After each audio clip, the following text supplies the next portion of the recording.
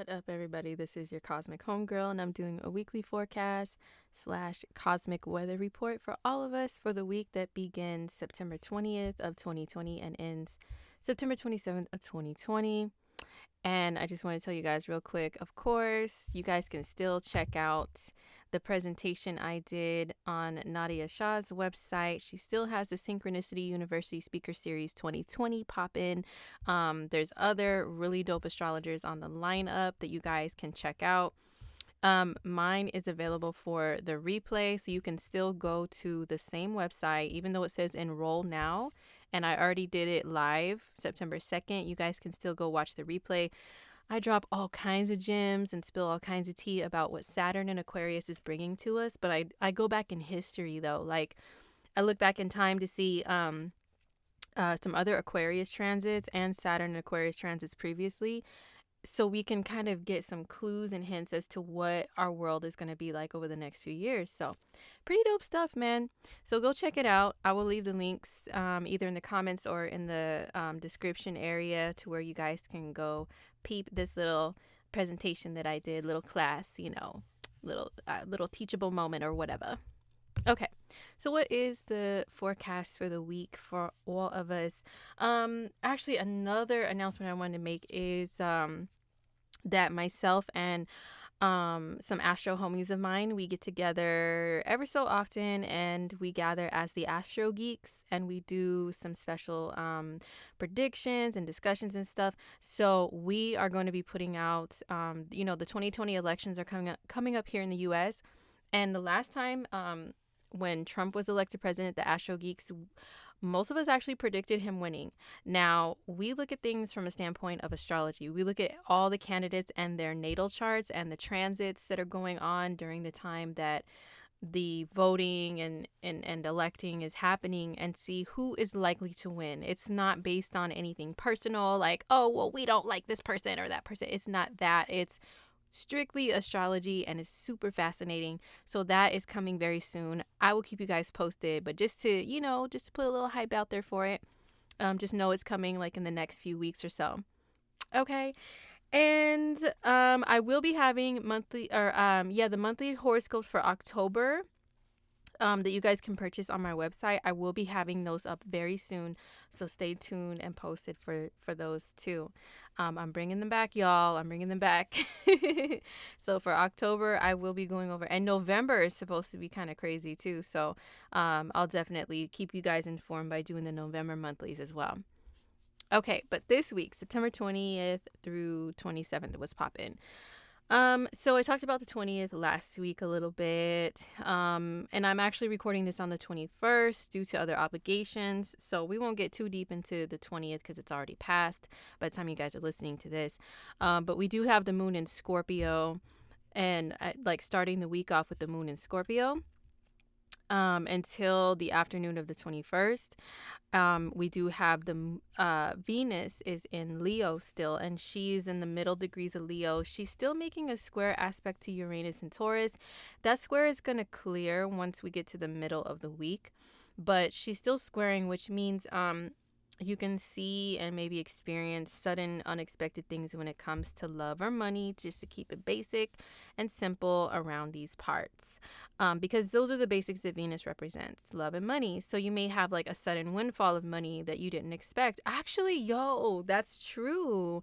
Now that I'm thinking of like real life examples, at my job, we got some weird surprise bonus. And when I say that, don't think it's like we're rolling in dough, throwing money in the air. Woo! But it's still something to be grateful for. You know what I'm saying? But no, we got a surprise little bonus that we were like not expecting. So this could be some unexpected funds that you have come up, but also it can be on the flip side, some unexpected expenses. An unexpected bill or expense that pops up too with Venus square Uranus. So this was mostly popping like last week, but it trickles into this week too in the beginning of the week. So and also when it comes to like love and romance, there could have been sudden breakups.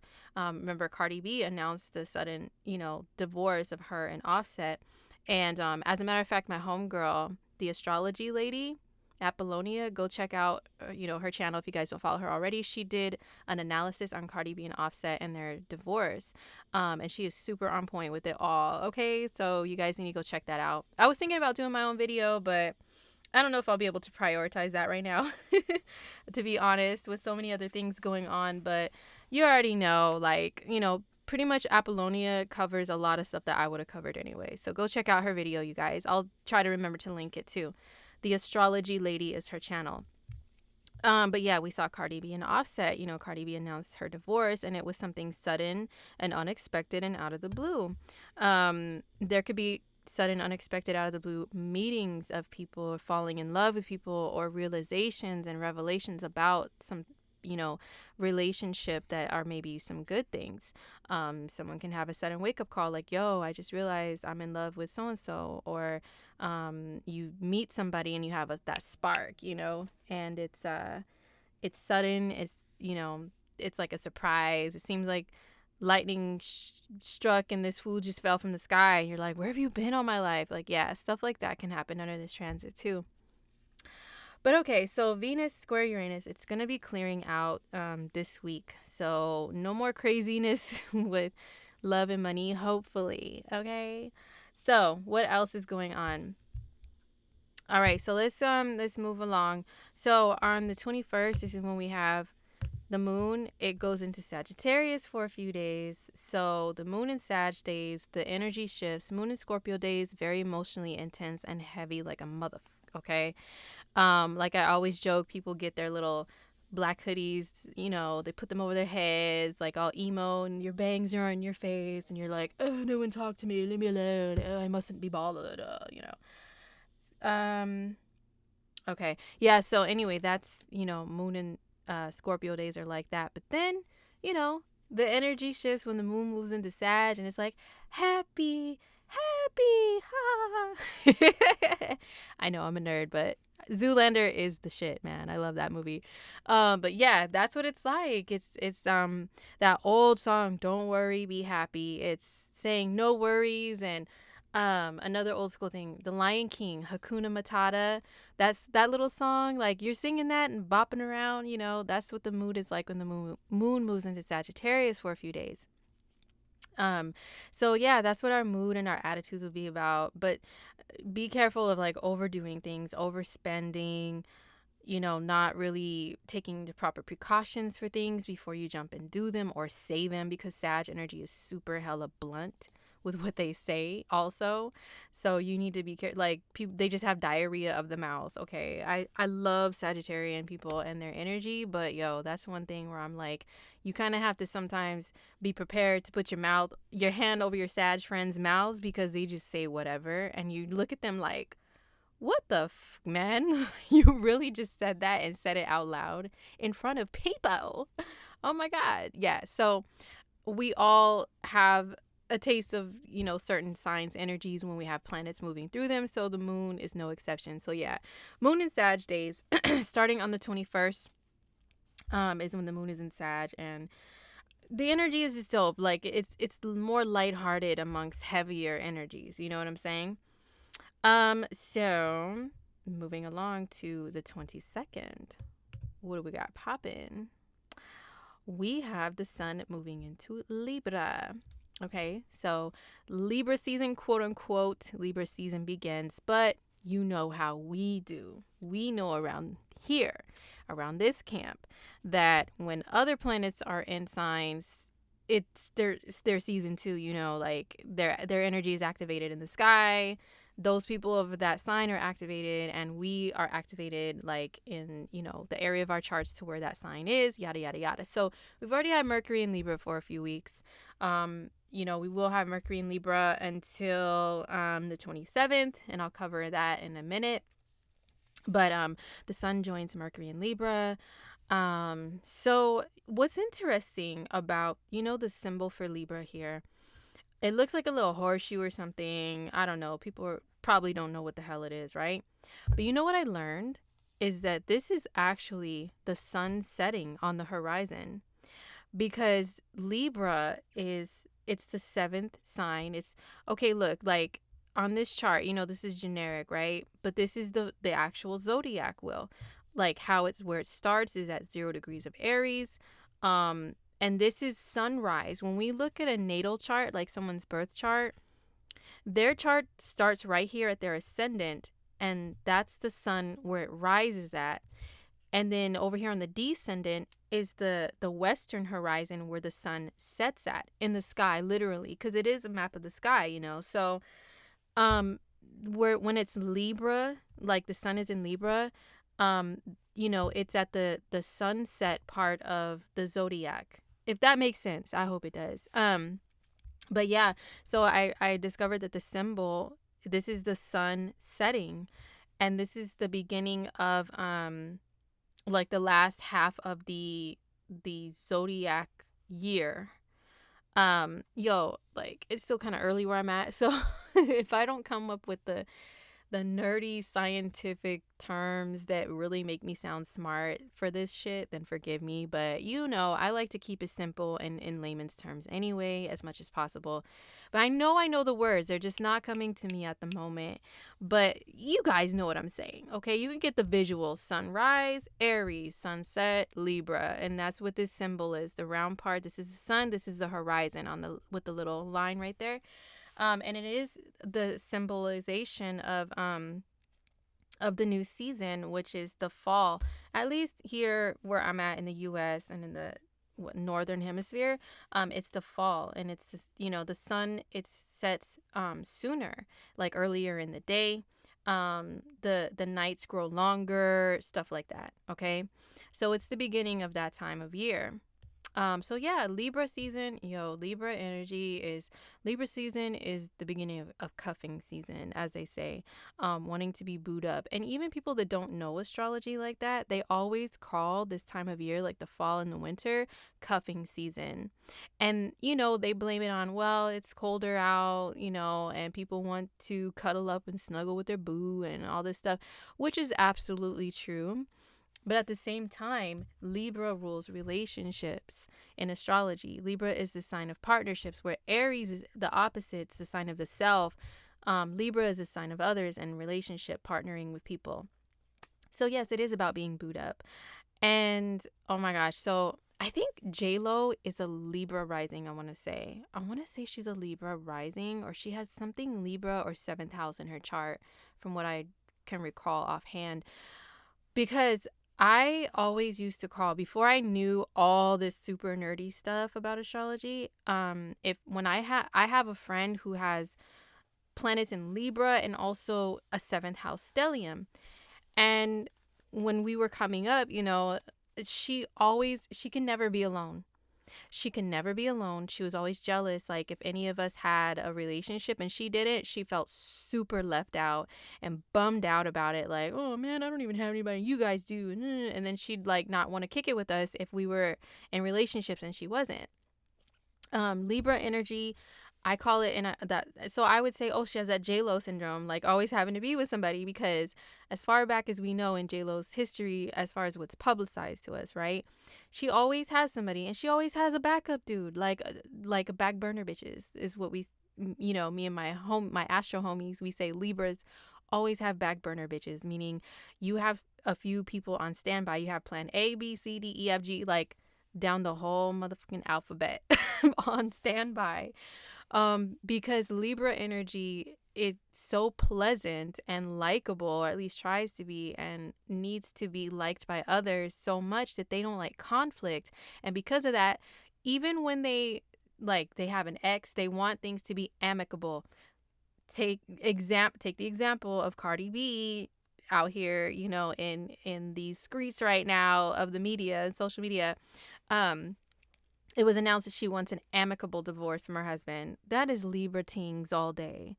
Okay, so Libras are known to still be friends with their exes, and maybe even still go back and forth hooking up with their exes here and there like nothing. It's because Libra is ruled by Venus, and Venus rules the enjoying the physical pleasures of life. Use your imagination, but enjoying other people physically also.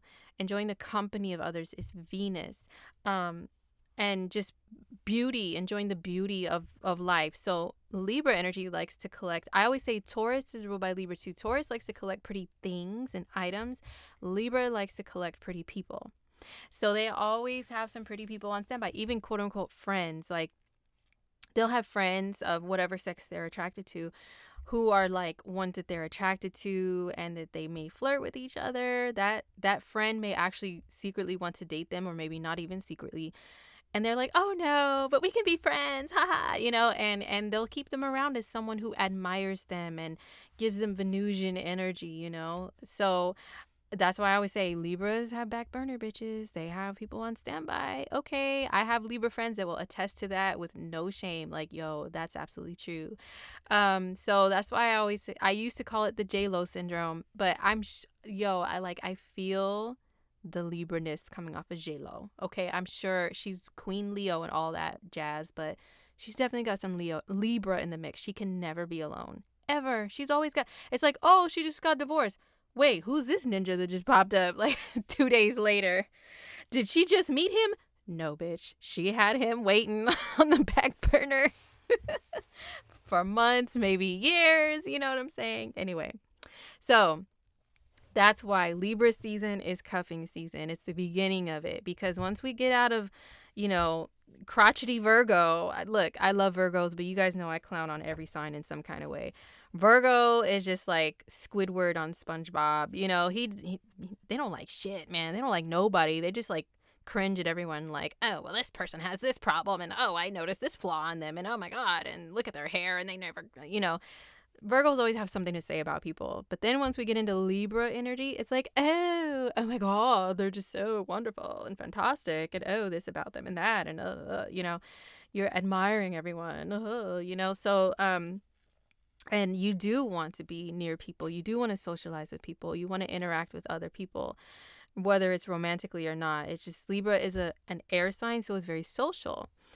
So that's why it's the beginning of the season. And pumpkin spice season is here, you guys, in full motherfucking effect. Like, I swear, once Mercury went into Libra, and maybe even a dash before that, I started seeing all the pumpkins, all the pumpkin spice stuff coming out. And I roll my eyes at it like, oh Lord, humanity, humans. But at the same time, I've got Libra planets and Scorpio energy too, and 7th house energy. So I'm a basic pumpkin spice bitch too. Okay. Like I can't help it. I make fun of it, but then I turn around and buy some fucking pumpkin spice waffles from Trader Joe's because they're bomb, and it's that season. And my pumpkin spice candles and incense, yes, I've already got them on deck. Guilty. Clown on me all you want, but it's pumpkin spice season, y'all. Time for all the Libras and Scorpios and fall babies to be annoying with our boots already. One little breeze comes through and we've already got our boots on and our scarves, even though it's still like 100 or 90 or 80 degrees in some places. We're ready. We're ready to go, man. So anyway, Libra season, yay. Well, the sun in Libra. Mercury's going to skip out of Libra and leave the sun all by himself, still beaming Libra energy. So if you notice a lot of people all of a sudden getting booed up, getting cuddly with each other, making you go bleh because they're in public, just, oh my God, kissy, kissy, mwah, mwah, mwah, it's because it's Libra season, okay, in full effect. All right.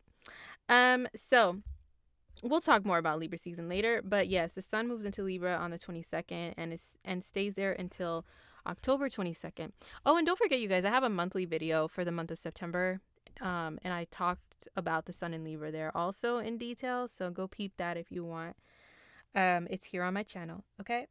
So what else do we have cracking this week? Okay, so the moon is in Sagittarius until the 23rd of September.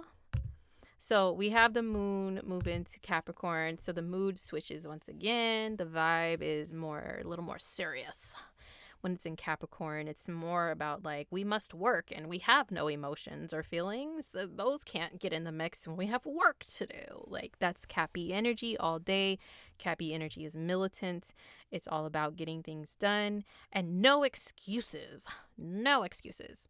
I always tell you guys, I always give examples of like when I had Capricorn bosses. That's exactly how they were. I could call in to work crying because somebody died and they would still be like, okay, so when are you coming back in? Like, are you freaking serious? Yeah. Well, no excuses. There's work to be done. Yes. Okay, Cappy boss with no emotions. Everything is work. So, but yeah, that's kind of the little attitude that all of us can have that's bestowed upon us when we have the moon in Capricorn. So those days we are maybe more stern, more disciplinarian.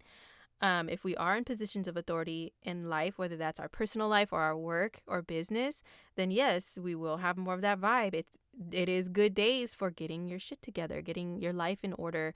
Probably for some people, bossing other people around to get their lives. And what are you doing? You know, stuff like that. They are good days for business plans. What's your 5-year plan is a common Capricorn phrase and question that they ask. So you may be asking yourself that, like, what is my real 5-year plan and my business plan, you know? So yeah, that energy is pretty dope, but it can be a little crotchety also. Earth signs, all earth signs are crotchety, even Taurus. I'll admit that as a Taurus stellium. Taurus energy could be crotchety too. We are ruled by Venus, so we're very pleasant. We love pleasant things, and we can be very chill people. But earth sign energy can be super judgy. I've worked on that personally as a Taurus over the years. After discovering my natal chart, I'm like, oh, I'm really like that. Oh my God. Yeah, and I changed a lot. Okay, but Taurus energy in itself in general can be judgy and be like, well, I don't really fuck with people. I just want to be left alone to graze the sweet grass in the pasture and nobody bother me. And if they bother me, I'm going to give them the side eye. Like, who are you? What do you want? You know, go away. But all the earth signs could be crotchety. Okay. So Capricorn is the crotchety old person of the zodiac.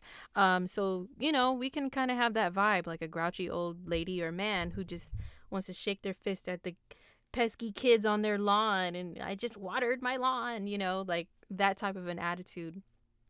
Or you may see that in other people and roll your eyes at them like, whatever, old person, get with it, get hip.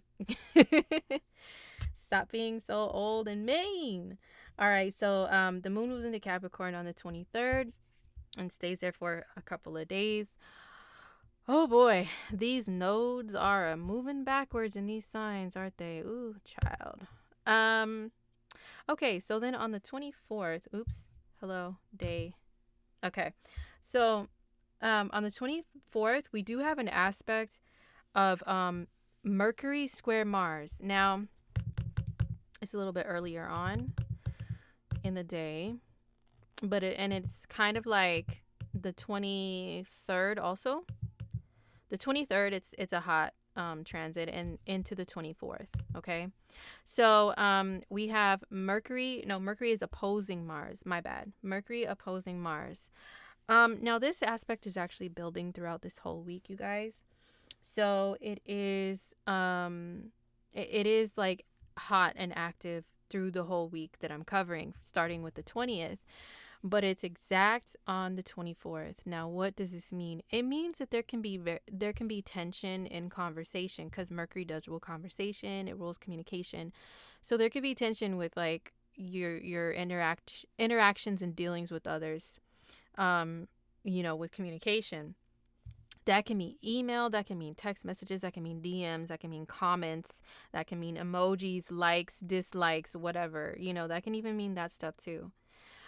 People posting things on their social media could be a little more angry, okay, a little more angry in nature. So yeah, Mercury and Mars opposition, this can generate some fights. I'm not gonna lie, okay, I'm not gonna sugarcoat. This can mean some arguments. However, it is between Aries and Libra. Aries, especially Mars being in its home sign of Aries, you see all this red hair, like like red alert, anger, you know, your head just fills with blood and your eyes are bloodshot and all you see is rah, you know, that's Mars and Aries. And then we have Mercury and Libra. Mercury and Libra likes to just can't we all just get along, you know, may say some words, but will in the end like extinguish the Aries Mars fire with some sweet kind words, you know, saying something to, you know, kind of get the situation on a different track to where you're not arguing, you're not angry, you're agreeing, because Mercury and Libra wants us all to agree with each other and be on the same page. So you know, there can be this back and forth tension either internally within yourself to where something pisses you off big time, right? And you want to just go rah, Mars and Aries. But then we have Mercury and Libra that's like, no, you know what? Let me try to see their side. Let me try to see their point of view. And once you do, you're like, well, you know, maybe it's not necessary for me to chase after them with a motherfucking weapon or something. You know, maybe we can actually talk this out. So, in Mercury and Libra, yeah, just wants things to balance out. So maybe at first you might want to kill somebody. You know what I'm saying? I don't condone literally doing that. Please don't social justice warrior with me with that. Okay. I mean, I'm just saying, like, symbolically, metaphorically, just whatever. You may feel like enraged, but then Mercury and Libra is like, well, you know what? I really don't want to fight. Da, da, da, da, da. Okay. So, you know, but it can be difficult with an opposition because look at that arrow with Mars. He is angrily pointing right at Mercury, like, you did this, you know. So there's some people that can still succumb to the energy of Mars in this equation. But then we also have these planets making a T-square, meaning they're also squaring Jupiter, Pluto, and Saturn. More so Pluto and Saturn because of the degrees they're in, 22 and 25 versus 26, right? They're closer. So, and these planets are retrograde too. Jupiter is like moving ahead, you know, happily direct, but these planets are retro. This planet is retro. This one's direct, but we're going to be revisiting this in like a month or two. So just keep that in mind because Mercury will go retro back into Libra. Lord have mercy. Oh, my goodness. Anyway. So, yeah, these planets are also squaring Pluto and Saturn. So there can be issues regarding like revolving around control, having control over things, control over situations. It could be a challenge to control your anger because anything Mars and Pluto is like explosive. You know, you can't hold yourself back anymore. It's intensity. And then we have Saturn, which is like, you know, wanting to control things, like I said. And both these planets could be kind of bullies and mobsters and gangsters, you know? So, yeah, there can be some issues with communication around the 24th. It can be hard to hold back your anger. It can be hard to not say harsh words to want to control someone or control situations. But in the end, you know, if you tap more into Mercury and Libra, you can work things out and come into an agreement and be on the same page, all right? So that is really hot on the 24th. And we have, let's see, the moon is in Cap, the 24th, the 25th, and then the 26th in the wee hours, or maybe it's it's like the 26th-ish. Yeah, 25th, 26th. Okay, we have the moon moving into Aquarius for a couple days, and moon in Aquarius days, I always say, you know, aliens and science and being a hipster and being annoyed with humanity, but at the same time wanting to save humanity. That's pretty much moon and Aquarius energy.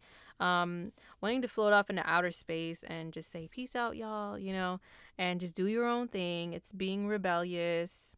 Social justice warriorism is moon and Aquarius days too. People will probably be spreading more messages about voting and about equality and, you know, proper treatment of humans or animals or plants or rocks or whatever the hell is your cause of concern. on this planet, okay? Or or in this galaxy, whatever, because Aquarius rules space travel. It's an air sign. It rules things that we do in and with the air. So those are our concerns and stuff when the moon is in Aquarius. Now, as far as the mood, our emotions, um the moon rules our emotions, and Aquarius has like 0, okay? And I don't need any Aquariuses like trying to check me in the comments like I'm an Aquarius and I'm an emotion, or my sister's an Aquarius. That's not your Aquarius, my G. That's probably you having planets in water houses or water signs, okay? So leave me alone. I'm telling the absolute truth, 100% about Aquarius energy in itself being the most non-emotional sign of the zodiac. I have some of them around. I observe real humans when it comes to astrology, not just reading books or data. And I can tell you, they even say it themselves. Yeah. You tell them, "Oh, I love you. Oh, you're the greatest thing ever." You send them some lovey emojis, and they just sit there like they're the emoji that has only eyes and no mouth, like, or the one that just has slits for eyes and a slit for a mouth. Just little to no expression, like an alien, you know. So yeah, people's emotions may be under more control when we have the moon in Aquarius, is what I'm saying.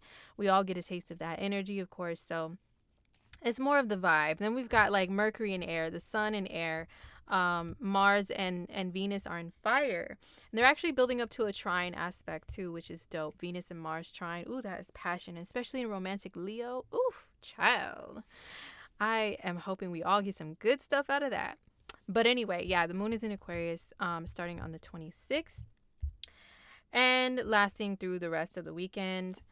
And then they can be good days to do things like go thrift shopping and, you know, download music from like bands or groups or artists that like are rare, that are not super popular, that nobody knows about this artist and I do. Like that's total moon and Aquarius activities. And like, I'm wearing this unique piece, you know, fashion piece, and nobody else has this. It's so rare. Aren't I such the alien amongst all you minuscule humans? Like, that's the attitude when we have an Aquarius moon. So bask in it, okay? Be your true alien self. All right, so let's see. And lastly, we have Mercury moving into Scorpio. Dun dun dun. Mercury moving into Scorpio. Ooh, creepy. You see the bats flying and the fucking spider webs and all of that. Yeah, so Mercury and Scorpio. Now, let's talk just a bit about Mercury and Scorpio. Because this is getting to be a long video, but you guys know your girl can talk, okay? But anyway, Mercury and Scorpio. So Mercury's going to be in Scorpio. Mercury's actually going to go retrograde in Scorpio this year. I think he went retro in Scorpio last year in 2019 also. But what's interesting about Mercury in Scorpio retrograde this time, and I know he's just stepping into Scorpio and I'm already talking about the freaking retrograde, but peep this. So Mercury is going to go retrograde in Scorpio right here. It's going to get up to 11 degrees of Scorpio and then go backwards and even retrograde back into Libra for a little bit, like the 25 degrees of Libra.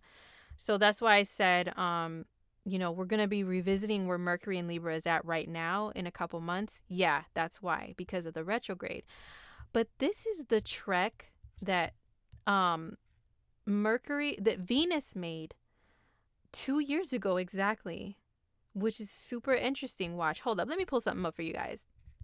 Okay, so as you can see here, this is October of 2018. You see Venus got up to 1050 of Scorpio, which is right below 11 degrees. In the beginning of October, it went retrograde back into 25 freaking degrees of Libra, okay, in November. Then she went forward. Then she returned to Scorpio in December, okay? Now, Mercury moves a little bit faster than Venus. So, Mercury goes retrograde, you know, here in Scorpio, goes back to 25 degrees of Libra. Okay, hold up. Was that 25 degrees? Yes, 25 degrees of Libra. Same, trekking over the same spot, pretty much. And then goes direct and goes into Scorpio in November. Okay. So it's not exact, like as far as the timing, but this is like the same range, the same time of year, the same degree range, pretty much. So if you guys had anything happen, um, October, November, December of 2018, in, the middle degrees of Scorpio, or 10 degrees of Scorpio, back to like, 25 degrees of Libra. If you guys had anything go on during that Venus retrograde, it can damn sure be revisited during this Mercury retrograde that's coming up. So I'm just preparing you guys. Mercury's barely stepping into Scorpio this week. But hey, to be forewarned is to be forearmed. Could be some good things, you know what I'm saying? Like maybe people could have learned lessons about love during that Venus retrograde. I know I sure did. Shit. I had a breakup and then I started like dating again. I learned some things about that, okay? That I'll be talking about later. All right? Maybe possibly writing a book, wink wink, on the subjects. But Venus retrograde, she taught people about self-love, self-care, about relationships. So Mercury is communication, and it's what we think about and what we talk about, trekking over the same degrees, you guys. Like that could be some of those same themes brought up again that Venus brought up 2 years ago. So just keep that in mind when Mercury steps into Scorpio, that if you have any repeats of 2018, of the fall of 2018, yo, he's the culprit. He's why. And it's not going to be all bad. I can assure you that. But yeah, Mercury's going to be in Scorpio until November, right? Yeah, no, until December. Like right as December starts, Mercury goes into Sag. Okay. So yeah, so we have Mercury in Scorpio for a hot minute. So wherever Mercury's going to be the last few days of September is like actually the last few days of September, and then into October is there's some very important themes being brought up. Actually, wherever Mercury is right now as I'm recording this, there's a lot of important things coming up because Mercury is going to go back to 25 degrees of Libra. So 25 degrees of Libra, what day is that where Mercury is there, starts there? So from like the 23rd on, whatever we are thinking about, talking about, discussing, anything regarding communication with other people is going to be revisited. Okay, so just keep that in mind, y'alls. Okay, so anyway, Mercury's going to be in Scorpio for a couple months. What does Mercury in Scorpio mean? It's pretty much like our thinking, our communication, our what's being talked about around us is going to be very Scorpio themed. And as you guys know, at least here where I'm at in the US and we have a Halloween that we celebrate every fall. And so people are going to be talking about Halloween, thinking about Halloween. Halloween is ruled by Scorpios during Scorpio season. It rules creepy things and death and skulls and skeletons and graveyards and all that stuff. Is Scorpio energy. It's not just Halloween. It's associated with the sign of Scorpio because that's what Scorpio rules. So that's stuff people are going to be talking about. And also Scorpio is like your deepest desires, your deepest secrets.